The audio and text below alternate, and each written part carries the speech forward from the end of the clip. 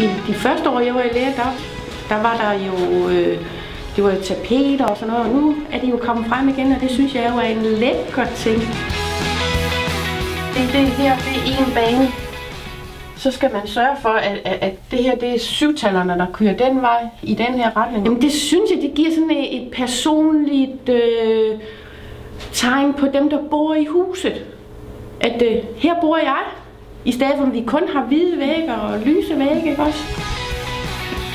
Jamen jeg har tapeter i mit hjem, og jeg har en rød væg i den ene stue. Og ude i min trapgang har jeg sat den nye fra Flügger med sådan nogle blade på, og den har jeg sat på i 2 baner. Jamen jeg synes jo, det er dejligt, at vi kommer ind i et hjem, hvor vi kan se, jeg trænger der virkelig til at blive gjort et eller andet.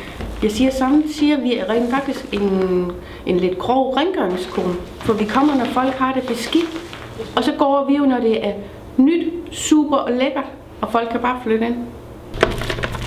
Jeg bruger kun kvalitetsmaling, Flüggers produkter. Det gør jeg, at aflevere et pænt og et professionelt produkt, fordi de har jo bestilt en professionel, så kunne de jo gøre det selv jo.